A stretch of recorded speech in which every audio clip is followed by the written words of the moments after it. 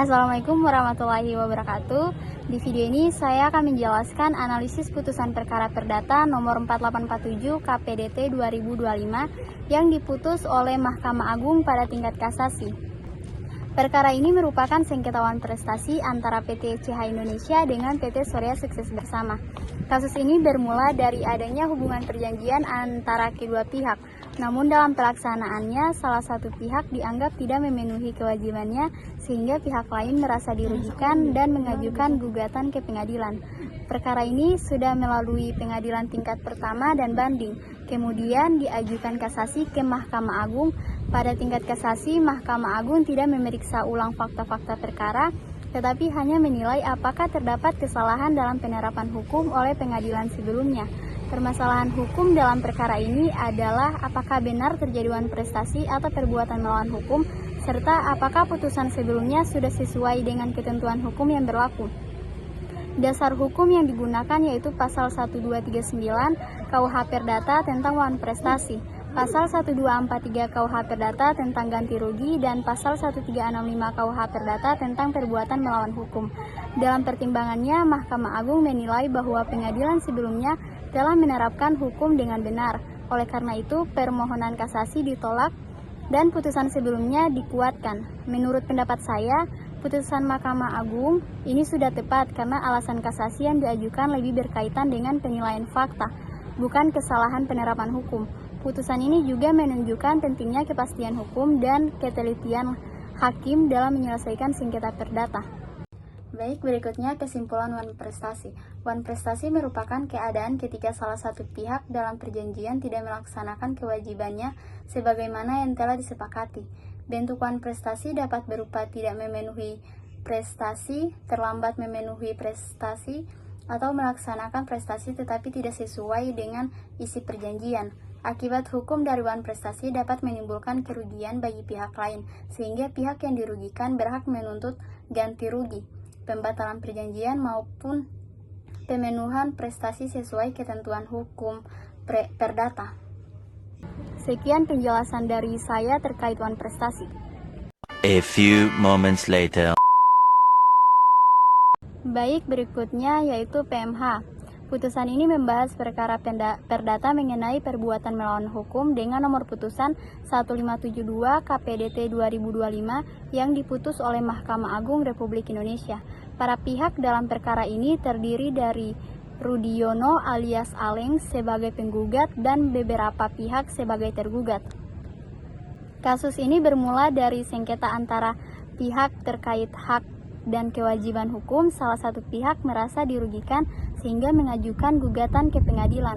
Setelah melalui persidangan tingkat pertama dan banding, perkara kemudian diajukan kasasi ke Mahkamah Agung karena salah satu pihak tidak puas terhadap putusan sebelumnya.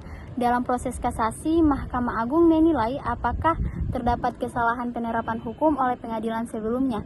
Permasalahan hukum yang dibahas meliputi ada atau tidaknya perbuatan melawan hukum, ketepatan penerapan hukum oleh Judex Fakti, serta apakah alasan kasasi memenuhi syarat hukum untuk membatalkan putusan sebelumnya. Dasar hukum yang digunakan antara lain ada Pasal 1365 KUH Perdata tentang perbuatan melawan hukum dan Pasal 1239 KUH Perdata tentang wan prestasi. Mahkamah Agung berpendapat bahwa alasan kasasi harus didasarkan pada kesalahan penerapan hukum. Setelah mempertimbangkan seluruh alasan yang diajukan, Mahkamah Agung menyatakan tidak ditemukan kesalahan penerapan hukum oleh pengadilan sebelumnya. Karena itu, permohonan kasasi ditolak dan putusan sebelumnya tetap berlaku. Menurut analisis saya, Mahkamah Agung telah menjalankan fungsinya dengan tepat sebagai judex juris yang berfokus pada penilaian penerapan hukum, bukan memeriksa ulang fakta-fakta perkara. Putusan tersebut dinilai sudah sesuai dengan ketentuan hukum secara perdata karena alasan kasasi yang diajukan tidak cukup kuat untuk membuktikan adanya kesalahan hukum.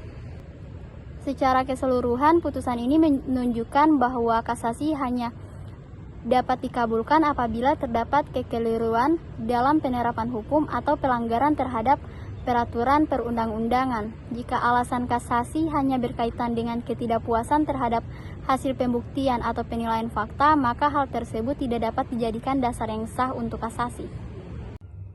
Baik, berikutnya kesimpulan PMH. Perbuatan melawan hukum adalah tindakan yang bertentangan dengan hukum dan menimbulkan kerugian bagi orang lain, baik karena melanggar undang-undang, hak orang lain maupun norma keputusan dan masyarakat.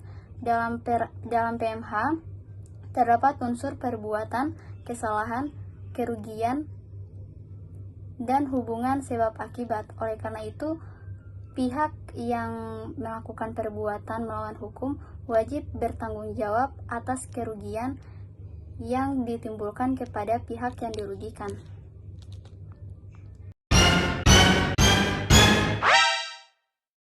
Baik, pada kesempatan ini saya akan membacakan materi mengenai surat perjanjian perdamaian di bawah tangan. Surat perjanjian ini dibuat pada hari Kamis tanggal 14 Mei 2026 antara pihak pertama yaitu Dimas Adrian dan pihak kedua yaitu Reza Maulana.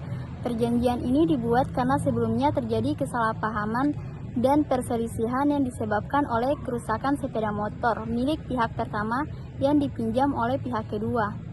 Untuk menjaga hubungan baik dan menyelesaikan masalah secara damai serta kekeluargaan, kedua pihak sepakat membuat surat perjanjian perdamaian. Pada pasal 1 tentang perdamaian dijelaskan bahwa kedua pihak sepakat menyelesaikan seluruh permasalahan secara damai dan kekeluargaan. Selain itu, kedua pihak juga sepakat untuk tidak membawa masalah ini ke ranah pidana maupun perdata selama isi perjanjian dilaksanakan dengan baik. Selanjutnya pada pasal 2 tentang ganti kerugian. Pihak kedua bersedia memberikan ganti rugi atas kerusakan sepeda motor sebesar Rp7.500.000. Pembayaran tersebut akan dilakukan paling lambat tanggal 30 Juni 2026. Setelah pembayaran dilakukan, pihak pertama menyatakan bahwa perkara dianggap selesai dan tidak akan menuntut pihak kedua di kemudian hari. Kemudian pasal 3 tentang itikat baik. Dijelaskan bahwa perjanjian ini dibuat secara sadar, sukarela, dan tanpa adanya paksaan dari pihak manapun. Kedua pihak juga sepakat untuk tetap menjaga hubungan baik dan saling menghormati setelah perjanjian ditandatangani. Pada pasal 4 tentang penyelesaian perselisihan. Apabila di kemudian hari terjadi perselisihan dalam pelaksanaan perjanjian, maka kedua pihak sepakat menyelesaikannya terlebih dahulu melalui musyawarah dan kekeluargaan. Yang terakhir, pada pasal 5 tentang penutup, dijelaskan bahwa surat perjanjian ini dibuat rangkap 2 dan memiliki kekuatan hukum yang sama. Surat ini juga ditandatangani oleh kedua pihak dalam keadaan sadar dan tanpa paksaan. Demikian pembacaan materi mengenai surat perjanjian perdamaian. A few moments later. Baik, berikutnya akta perjanjian perdamaian. Akta ini merupakan perjanjian perdamaian yang dibuat pada tanggal 14 Mei 2026 di hadapan notaris Rini Amelia. Perjanjian dilakukan antara Nyonya Clara Angelisa sebagai pihak pertama dan Tuan Kevin Mahendra sebagai pihak kedua. Permasalahan yang terjadi berkaitan dengan keterlambatan pengembalian 1 unit laptop Asus VivoBook milik pihak pertama yang sebelumnya dipinjam oleh pihak kedua untuk kepentingan pekerjaan. Untuk menghindari perselisihan yang berkepanjangan dan menjaga hubungan baik, kedua belah pihak sepakat untuk menyelesaikan masalah secara damai melalui akta perdamaian ini. Pada pasal 1 dijelaskan bahwa kedua pihak sepakat berdamai dan mengakhiri seluruh perselisihan terkait peminjaman laptop tersebut. Kedua pihak juga saling memaafkan dan berjanji untuk tidak lagi mempermasalahkan kejadian yang telah terjadi selama isi akta dilaksanakan dengan baik. Selain itu, setelah semua kewajiban dipenuhi, kedua pihak sepakat untuk tidak saling mengajukan tuntutan perdata maupun pidana. Pada pasal 2 dijelaskan kewajiban pihak kedua yaitu mengembalikan laptop Asus VivoBook dalam keadaan baik dan dapat digunakan pada paling lambat tanggal 25 Mei 2026. Jika laptop mengalami kerusakan, hilang atau tidak dapat dikembalikan karena kelalaian pihak kedua, maka pihak kedua wajib mengganti kerugian sebesar 12 juta sekian. Pembayaran ganti rugi dilakukan secara tunai paling lambat 7 hari setelah dinyatakan laptop tidak dapat dikembalikan atau mengalami kerusakan berat. Pada pasal 3 dijelaskan bahwa apabila seluruh kewajiban telah dilaksanakan, maka pihak pertama menganggap permasalahan selesai sepenuhnya dan tidak akan melakukan tuntutan hukum di kemudian hari. Kedua pihak juga sepakat menjaga hubungan baik dan menyelesaikan masalah secara musyawarah jika terjadi persoalan di masa depan. Akta ini juga mengikat sebagai undang-undang bagi para pihak sesuai pasal 1338 Kitab Undang-Undang Hukum Perdata. Pada pasal 4 dijelaskan bahwa apabila di kemudian hari timbul perselisihan mengenai pelaksanaan isi akta, maka penyelesaian dilakukan terlebih dahulu melalui musyawarah. Jika tidak mencapai kesepakatan, maka para pihak memilih domisili hukum di Pengadilan Negeri Manado. Terakhir, pada pasal 5 dijelaskan bahwa akta perdamaian dibuat secara sadar tanpa adanya paksaan dari pihak manapun dan dengan itikat baik. Dengan ditandatanganinya akta ini, maka seluruh perselisihan antara kedua pihak dinyatakan selesai. Baik, kesimpulannya, Akta Perjanjian Perdamaian nomor 7 merupakan bentuk penyelesaian sengketa secara damai antara pihak pertama, yaitu Nyonya Clara Angelisa, dan pihak kedua, yaitu Tuan Kevin Mahendra. Permasalahan yang terjadi berasal dari keterlambatan pengembalian 1 unit laptop Asus VivoBook yang sebelumnya dipinjam oleh pihak kedua untuk kepentingan pekerjaan. Untuk menghindari konflik yang berkepanjangan dan menjaga hubungan baik, kedua pihak akhirnya memilih menyelesaikan masalah melalui perjanjian perdamaian yang dibuat di hadapan notaris. Langkah ini menunjukkan bahwa musyawarah dan komunikasi yang baik dapat menjadi solusi yang efektif dalam menyelesaikan suatu perselisihan tanpa harus langsung membawa masalah ke pengadilan. Dalam akta tersebut, dijelaskan bahwa kedua pihak sepakat untuk saling memaafkan dan mengakhiri seluruh perselisihan yang pernah terjadi.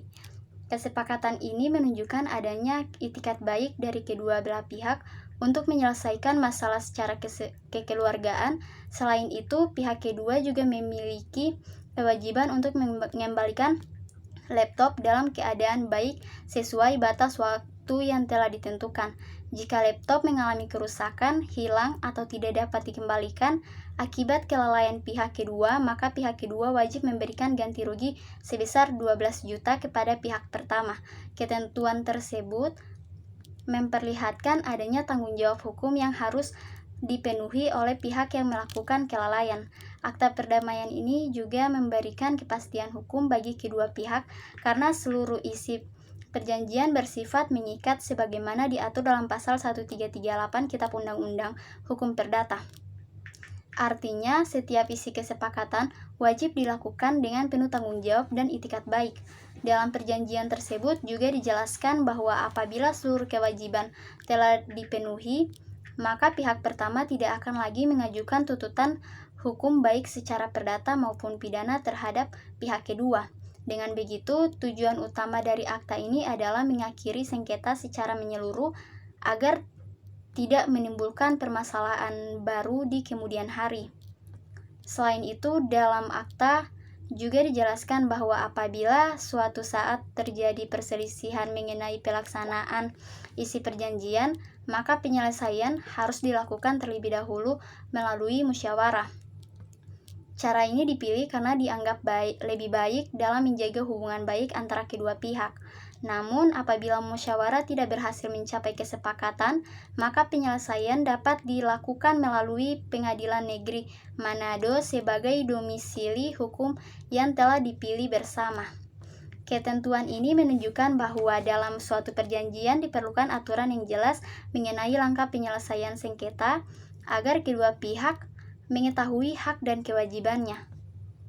Secara keseluruhan, akta perdamaian ini mengajarkan bahwa penyelesaian masalah melalui musyawarah dan perdamaian merupakan langkah yang baik, efektif, dan bermanfaat bagi semua pihak.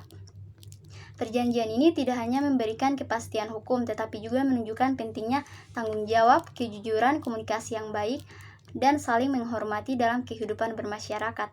Dengan adanya kesepakatan yang dibuat secara sadar tanpa paksaan, kedua pihak dapat menyelesaikan permasalahan dengan damai serta menjaga hubungan baik di masa mendatang. Oleh karena itu, akta perdamaian seperti ini dapat menjadi contoh bahwa setiap perselisihan sebaiknya diselesaikan dengan cara yang adil, bijaksana, dan mengutamakan musyawarah demi mencapai solusi terbaik bagi semua pihak.